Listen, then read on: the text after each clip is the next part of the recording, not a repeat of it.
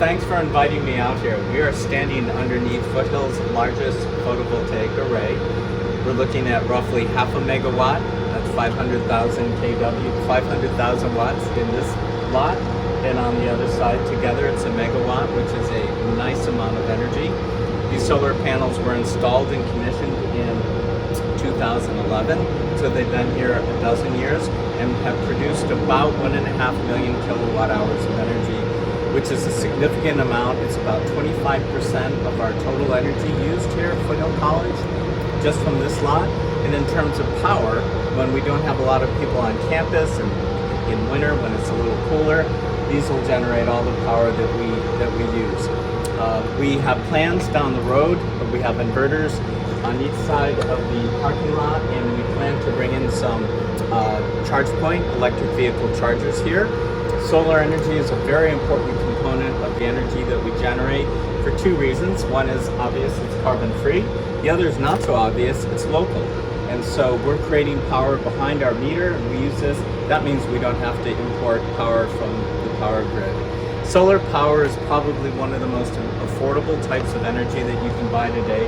These two arrays were purchased, installed using bond money and proceeds that we had carefully invested. So across our campus, we have 1.5 megawatts of energy. We'll be looking at a 100 kW array up the road in just a bit. And then we have 440 kW, about 400,000 watts on our other side of the campus. Going forward, as we use our Measure G bond money to invest in energy, we'll probably, my fingers are crossed, install about another 1/4 megawatt, maybe a little bit more than that, in one of these parking lots, lot 5, maybe lot 4, and that'll help really electrify the campus for the future. Sounds good. Yep. Every electric car owner wants to charge with solar energy, me being one of them, you being one of them. When you charge, what do you use?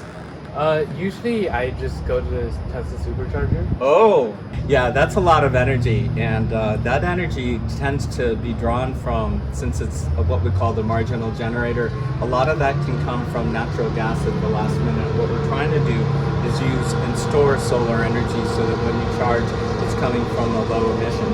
But even when that electricity does have natural gas as a source, your carbon emissions are less than half of what a gasoline car is.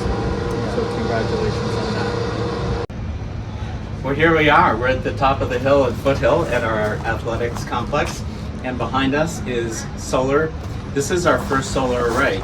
So this is 100,000 watts, 100 kW. It was installed in 2006 by Chevron Energy, same time that we brought in our cogenerations, and we did a whole slew of energy efficiency. This was with Measure E. These arrays are our first, and if anyone says, well, solar doesn't last, they've been here since 2006. My guess is that they'll be running easily till 2040. The silicon is working pretty well, the inverters as well. So one of the advantages of having solar up here and having 100,000 watts of solar is our pool, which is under construction. It's actually drained. We're entertaining having electric boilers as part of our thermal solution for that aquatic complex. And we can power much of those electric boilers with sunshine coming from these arrays. And so when we look at electrification of the pool and having adjacency to solar energy, as we pointed out, having it very close to point of use is really important. Another benefit up here is that we've got solar power and solar shaded, and so folks who come up here for water polo or for other athletic events get to park in the shade, which is really nice for summer as it is today. So our first array still going strong, 100,000 watts. For any college that thinks about affordability, this is a great way to do it. 100,000 watts can support up to 12, 14 electric vehicles. And so if we're plugged in, if you're charging somewhere between 3, 4, 5 kW, that's 4,000, 5,000 watts, or up to say 6 for our charge points that you'll see in one of our next scene, is that having energy like this is super important, not only because you have shaded parking, but when you have the chargers that are very close to the inverters, it's a short hop for that energy. It's extra efficient, and because you're very close to it, you can say with a good assertion that the energy going into your electric vehicle was powered by the sun. Well, now we take our travels to our swimming pool, and this pool was first constructed in the 60s. It's a 60-year-old pool, as is most of the campus, and unfortunately a year ago experienced a very serious leak, and as you can see, it's drained, and we put up a sign, positively no swimming. It's kept most of the people out. Cannonballs have not ended well. The swimming pool is really an important project for Foothill College right now because we have to dig deep into our values and look at sustainability, our energy master plan. It'd be super simple to come back here and use natural gas boilers, even at 98% efficiency. We're burning natural gas 15, 20 years into the future. We just can't do that.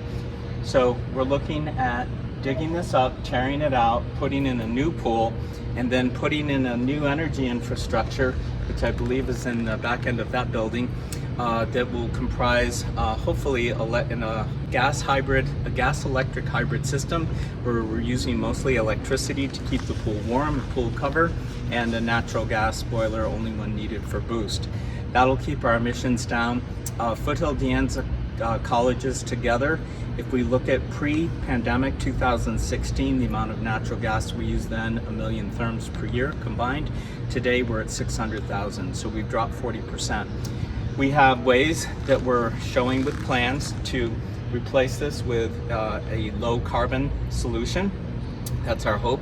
And at De Anza to bring in additionally a pool cover and cut our natural gas use by 50%. And we could do that a decade ahead of our plans. And so what we want to point out here, this is potential. It's not just a hole in the ground. This is potential for aquatic programs, for swimming competition, for water polo, for adaptive learners, for people learning to swim, and just people doing recreation. All right, the last stop on our environmental and sustainability tour. These are our ChargePoint electric vehicle chargers, and it's called Electric Vehicle Service Equipment, or EVSE is a nice little acronym.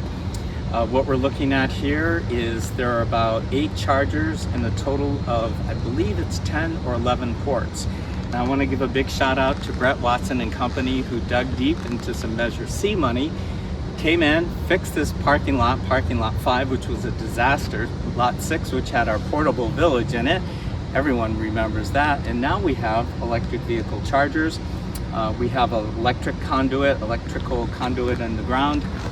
And this supplies a fair amount of energy. What we're hoping to do as we invest our Measure G bond money is to look at that parking lot behind us and this parking lot potentially for additional solar, so that we again have solar power very close to the point of use. I do the ChargePoint stats. I am the unofficial ChargePoint administrator for the district, and I just keep track of just what goes on. We have over 100 drivers on both campuses. Our total duration of charge is close to 10 kilowatt hours.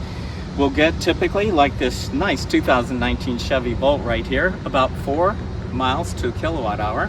So we come in here, we pay 39 cents per kilowatt hour, which is a little bit on the high end, but look guys, we've got sunshine here, we've got solar energy there. I'm putting solar energy in my car and it drives a lot better, I'll tell you that. These are fun to use. Everyone has a ChargePoint card. This is just our first installation. We hope to add probably about 20 to 25 more chargers on campus and a couple little installations.